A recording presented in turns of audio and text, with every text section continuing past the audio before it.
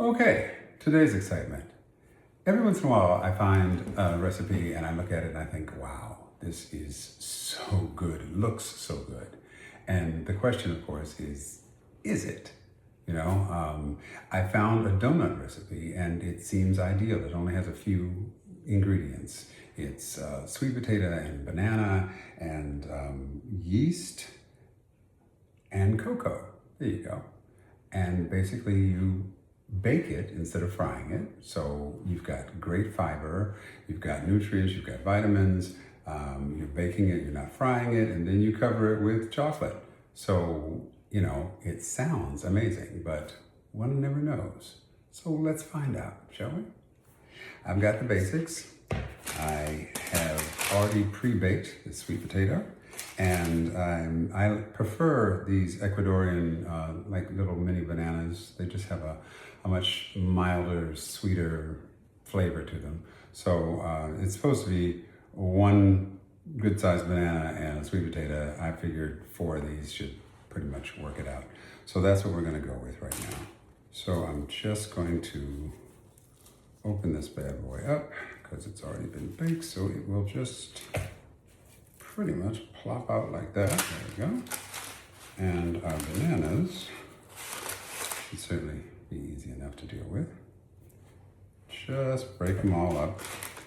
And once I get them in here, oh, I'm sorry, I did miss something. Eggs. There's 2 eggs in this. So I'm just going to throw all this stuff in here. And see how it goes. I see a lot of recipes and I don't know. Sometimes I get inspired. This apparently is one of those days. Right back.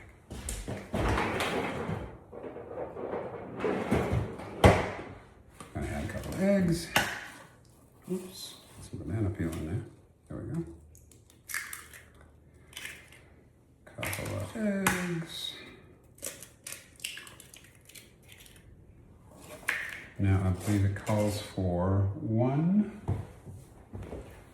tablespoon of this fast-rising yeast. So we're going to work on that. I need to separate these first.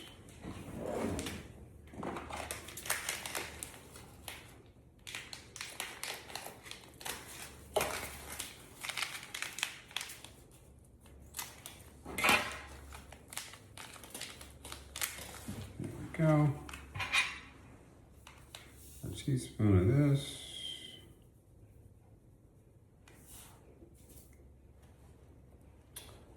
And 3 tablespoons of cacao.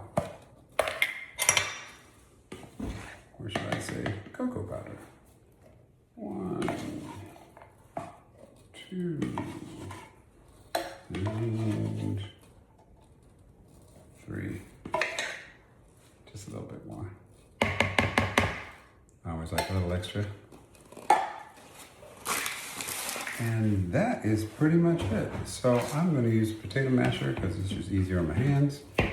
And try to bring all this stuff together.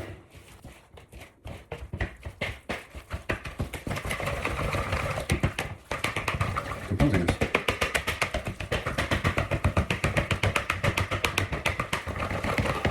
Now, could I have used a mixer? Whew. Yes, I probably could have. But I would still have to have broken it up just to give it a head start. So I figured, what the heck? You might as well do it by hand.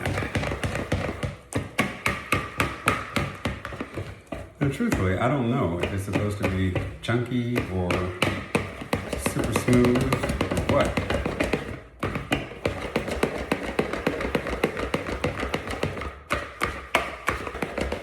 It does get kind of slurpy.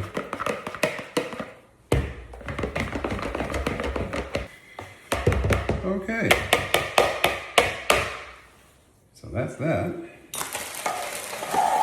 So now, oh, I guess I was supposed to have preheated the oven to 350. I should work on that. So while I'm waiting for the donuts to bake, I decided I would just, prep the end of this. I've got to do the cocoa, which basically just requires, sorry, the chocolate drizzle. So I've got a chocolate bar, and I've broken it up into chunks. I'm going to throw it in the microwave and melt it down, and then I'm going to add to that just 1 tablespoon of coconut oil to just loosen it up and make it easier to pour. And I have some pistachios, not many, just a few. And I think I'm going to, instead of just having chocolate, I will encrust one of those with a little pistachio. So I'm just throwing that in the old mortar and pestle, breaking this up so that I can, I guess traditionally with stuff like this you dip, but I don't have that much. So I think I'll just sprinkle, see how it goes.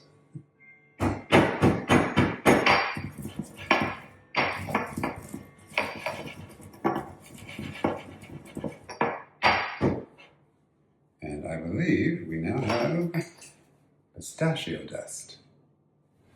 So the donuts are out of the oven, and the first lesson I learned is that taking them out of the mold is not as easy as I thought it would be.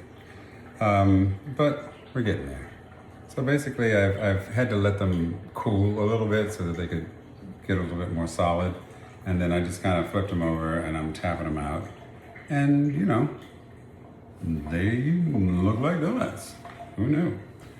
So I'm gonna let them cool a bit. And I guess for now, I should start working on the chocolate. I'm going to put these over some parchment paper. That way I can just pour the chocolate on them right here. In fact, I might put them back in the pan. Either way, I'll find a neat way to do it, and I'll be right back.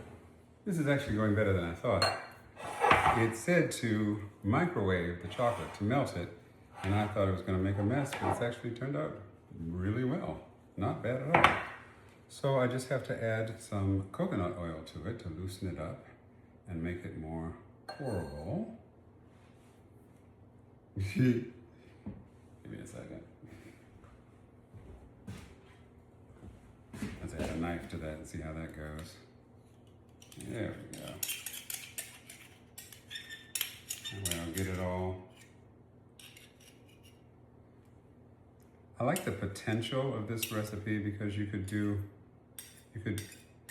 augment it in so many different ways, and you know, sprinkles and nuts and adding different flavorings to the chocolate. You could, you know, put some cinnamon in or some cayenne or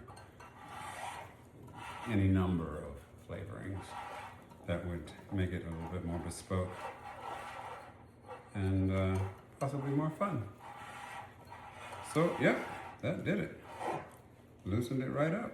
So I can just pour it on our fresh out of the oven donuts. That looks really good. I'm gonna get me a nice fat spoon.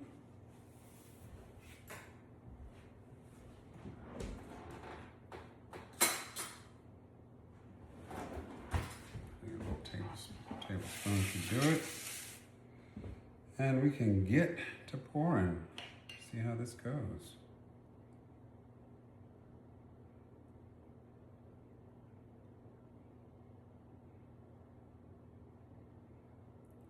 Looks like it's going to take about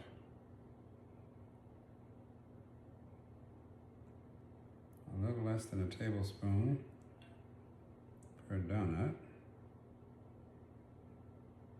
Just pour it right on there.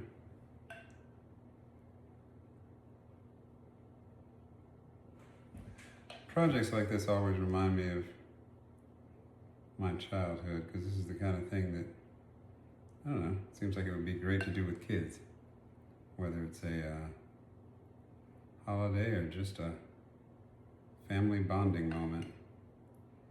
A lot of my best childhood memories are around and about food, which is probably why I'm so obsessed with it.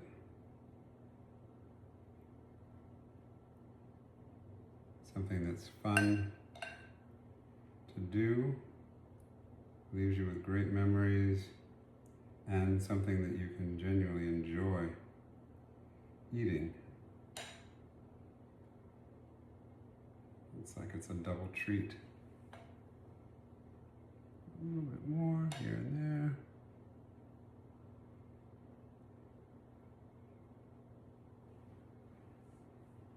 Yeah.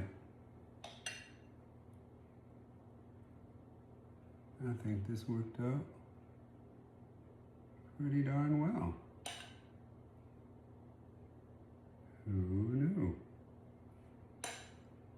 Keeping it nice and easy. Just trying to cover up some of the bald spots.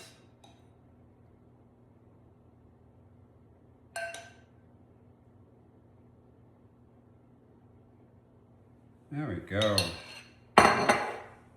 Deep, whoops, shiny, glistening donuts.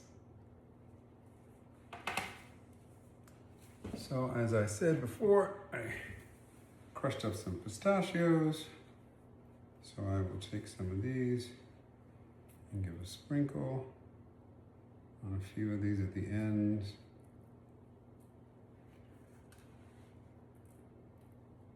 Keep them interesting, you know?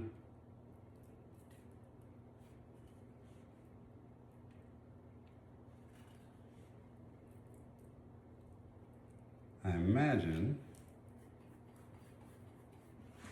that if you were in a pastry shop, these would be fairly expensive.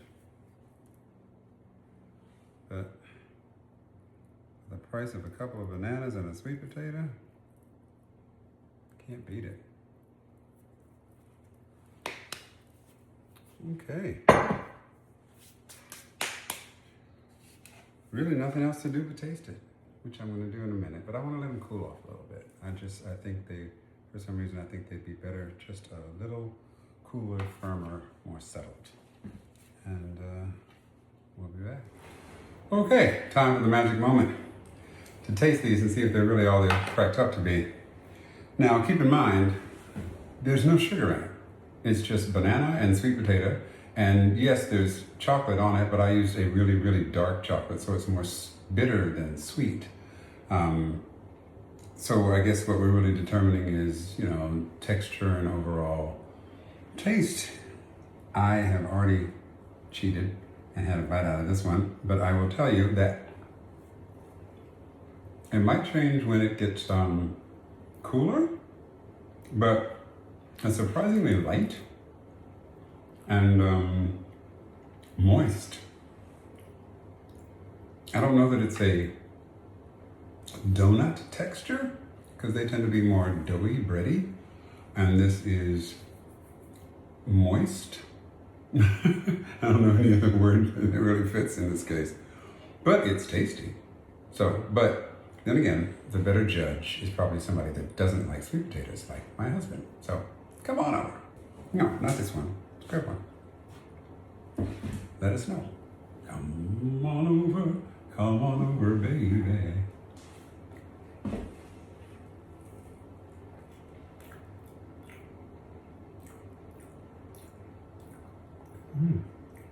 Oh, see? It's good. You're not on the camera. Look at it. Look at it. It's good. I don't even really taste the playing sweet shy potato. now. I don't even really taste the sweet potato. Exactly. Oh, I know. you do get messy. They're very soft. Maybe once the chocolate gets hard or something. Mm-hmm. That's what I was thinking. Yeah, wait till it gets harder. But they're good, right? They're very good. They're very tasty. Let these firm up, and then I'm going to have them with coffee. But yeah, they're really messy, and I don't know how much it's going to take to get it to solidify, but we'll see. I'll just try to cool it off. I'll stick it in there. Yeah. No, it's really good. Finger licking though. Finger licking good. Okay. And there you have it. From the shy one who will not come on camera. So, if you're feeling it, This is a viable alternative, and you can indulge your sweet tooth without feeling like you're cheating too much. Because there's so much good stuff in it. Thanks for taking the trip with me. Ciao. Mm.